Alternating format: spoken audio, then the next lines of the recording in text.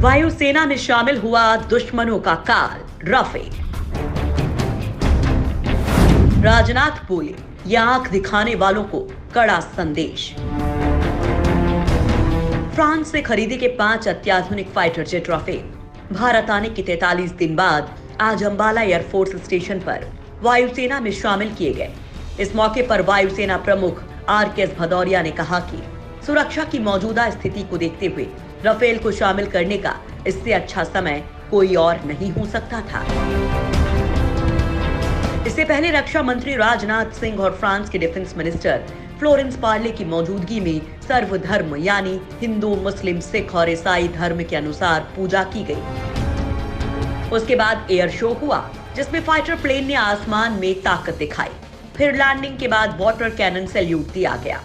Rafale fighter jet की अंबाला स्थित 17 golden arrow squadron में औपचारिक एंट्री इतिहास के पन्नों में दर्ज हो गई है। 17 साल बाद देश का कोई रक्षा मंत्री अंबाला एयरफोर्स स्टेशन पर किसी बड़े समारोह में शामिल हुआ है। इस दौरान रक्षा मंत्री राजनाथ सिंह ने कहा कि ये आंख दिखाने वाले दुश्मनों के लिए बहुत बड़ा और कड़ा संदेश है। राफेल का IAF के बेड़े में शामिल होना भारत और फ्रांस के बीच के प्रगाढ़ संबंधों को दर्शाता है। भारत और फ्रांस लंबे समय से आर्थिक, सांस्कृतिक और रणनीतिक साझेदार रहे हैं।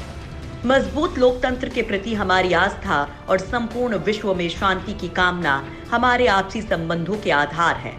भारतीय वायुसेना के बेड़े में राफेल विमानों के शामिल होने पर air chief marshal RKS Bhadauria ने कहा कि राफेल जहां भी और जब भी तैनात होगा वो दुश्मनों पर भारी पड़ेगा। वायुसेना चीन के साथ बढ़ते हुए तनाव को देखते हुए लाइन ऑफ एक्चुअल कंट्रोल के पास अपनी क्षमताएं बढ़ाना चाहती है। लद्दाख में भारत दिन हो या रात, सर्दी हो या बारिश, हर मौसम में हर वक्त हमला करने की क्षमता डेवलप कर रहा है। राफेल इसमें उसका सबसे बड़ा हथियार साबित होगा। घातक मिसाइलों से लैस है राफेल। राफेल लड़ाकू विमान पोटेंट मेटियोर और स्कैल्प मिसाइल प्रणाली से लैस है। ये भारतीय वायुसेना की मारक क्षमता में व्यापक इजाफा करेंगे। मेटियोर सिस्टम दुश्मन को हवा से हवा में ही मार गिराने की तकनीक है, जबकि स्कैल्प लंबी दूरी का क्रूज मिसाइल है। इसे इस विमान से ही लॉन्च किया जा सकता है। ये मिसाइल दुश्मन के स्थिर और गतिशील लक्ष्यों को अंदर तक जाकर भेज सकता है। मेटियोर मिसाइल की रेंज 150 किलोमीटर है। भारत को मिलने वाला राफेल विमान हवा से हवा में मार करने वाली बियॉन्ड विजुअल रेंज मिसाइल से लैस होगा।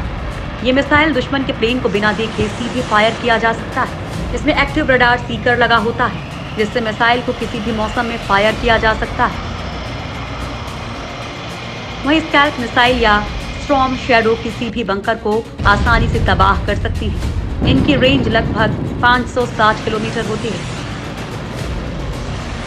एयरक्राफ्ट में इजराइल के helmet mounted display, radar warning receiver, लो बैंड जैमर, फ्लाइट की 10 घंटे तक डेटा रिकॉर्डिंग, इंफ्रारेड सर्च और ट्रैकिंग सिस्टम रहेगा।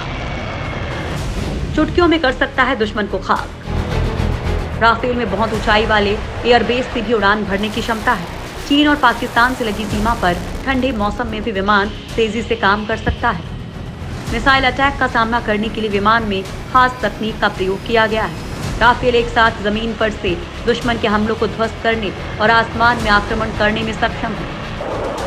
जरूरत पड़ने पर परमाणु हथियारों का भी इस्तेमाल कर सकता है। राफेल की अधिकतम स्पीड 2222 किलोमीटर प्रति घंटा है। राफेल के सामने बच्चे हैं चीनी विमान। राफेल और J-20 दोनों ही single seater twin engine aircraft हैं, जहां चीनी J-20 का मेन रोल स्टील्थ फाइटर का है। वहीं राफेल को कई कामों में लगाया जा सकता है। चीन J-20 का यूज दुश्मन पर नजर रखने के लिए करता है। राफेल को निगरानी के अलावा सोर्टीज और अटैक में भी आसानी से यूज किया जा सकता है। राफेल को भारत की जरूरत के हिसाब से मॉडिफाई किया गया है, जो इसे चीनी J-20 से थोड़ी बढ़त देता है। अगले 2 साल में भारत को मिलेंगे 36 राफेल। भारत को फ्रांस से अगले 2 सालों में 2 स्क्वाड्रन में 36 राफेल विमान मिलने हैं। एयरफोर्स सूत्रों के मुताबिक पहला स्क्वाड्रन अंबाला बेस से पश्चिमी कमान के लिए काम करेगा, तो दूसरे स्क्वाड्रन की तैनाती पश्चिम बंगाल के हाशीमारा एयरफोर्स स्टेशन में की जाएगी, ताकि पूर्वी छोर पर चीन की किसी भी खतरे से निपटा जा सके। हाशीमारा और अंबाला में 400 करोड़ रुपए खर्च किए गए हैं, ताकि राफेल के लिए जरूरी इंफ्रास्ट्रक्चर तैयार किया जा सके।